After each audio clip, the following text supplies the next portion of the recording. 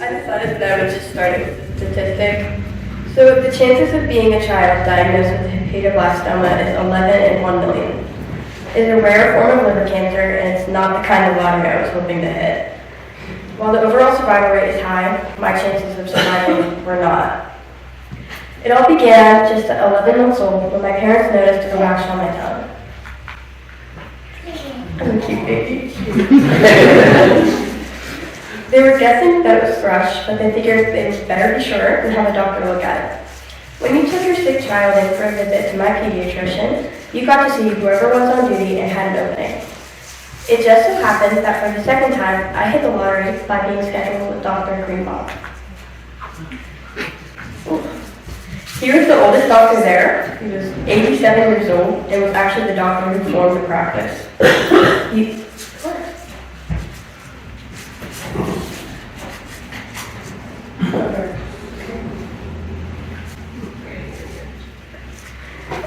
He only worked 1 day a week and saw just a handful of sick patients. The thrush was pretty easy to diagnose, but he decided to do a full exam on me since I was there and he had the time.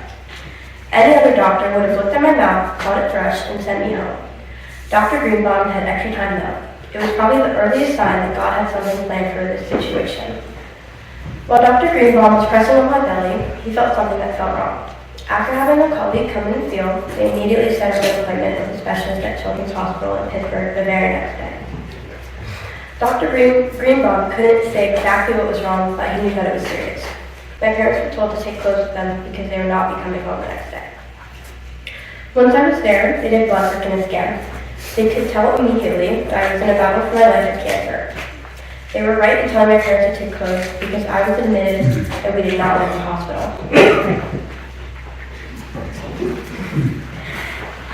The very next day, they did a biopsy and put in a board. The biopsy told them that I had a very aggressive and very large tumor, which had taken over my liver and filled almost all the empty space in my belly. My parents always thought that I was just an adorable chunky baby with a big belly.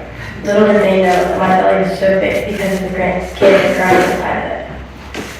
This was the start of something that would change the lives of me and my family forever.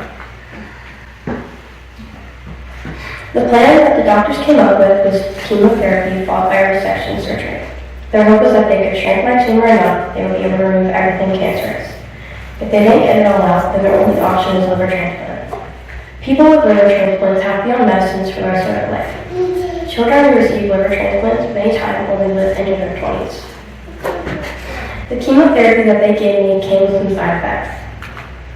One of them was to make me lose my hair. I was a cute baby though, so I made it work. Another side effect is usually that you get sick and can't eat any food. I only ever got sick one time. The rest of the time I ate like a champ. The chemo was working. My numbers were dropping, which meant that the cancer was getting smaller. Then all of a sudden it stopped. Doctors didn't know why, but even while getting chemo, it started to grow again. The cancer had not shrunk enough to get out of the way of a major artery in my liver. If they tried to do the surgery and hit the artery, I would die. If they couldn't get close enough to the artery and to get all the cancer cells, I would then still need a transplant. They weren't sure what to do. Because they weren't sure whether or not they were going to be able to do the surgery, they proactively put me on the transplant list. I was #1 in the nation. My parents actually received a phone call at one point in time telling us that they had a liver for us if we were ready.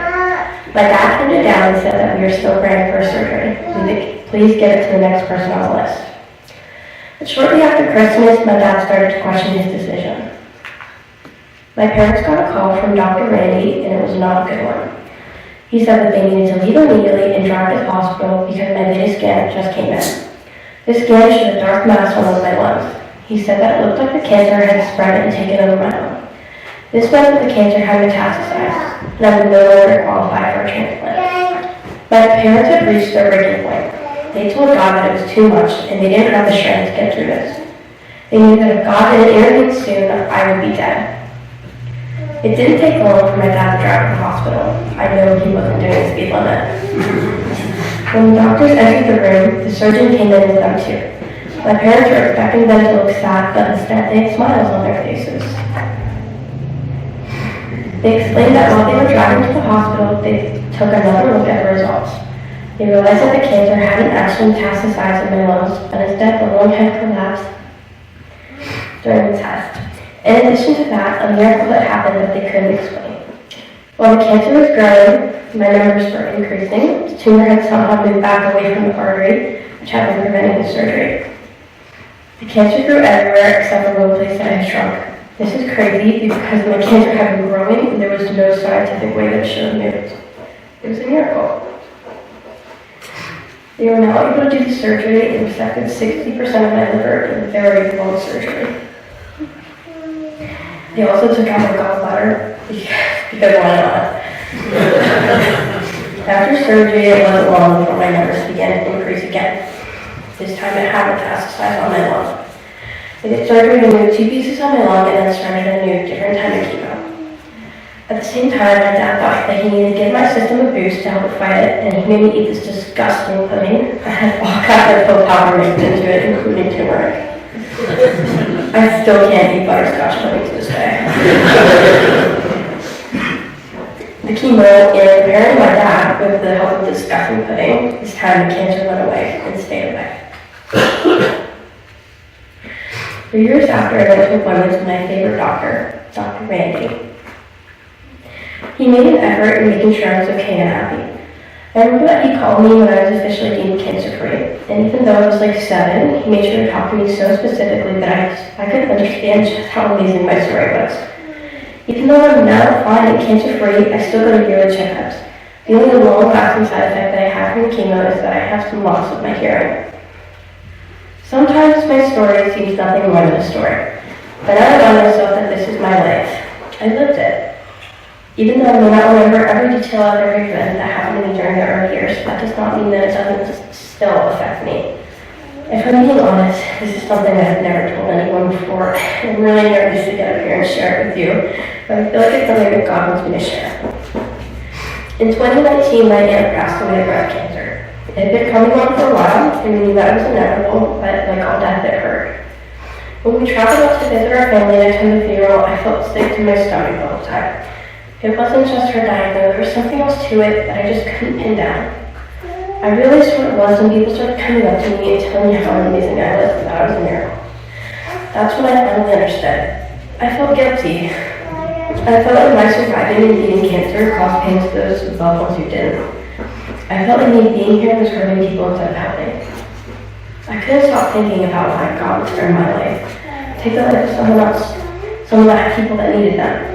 I was just a child. My parents would agree. They would eventually got over it, maybe and have a kid. Why would you choose to take the life of this amazing woman who people needed? No one depends on you. I fight with God on this all the time.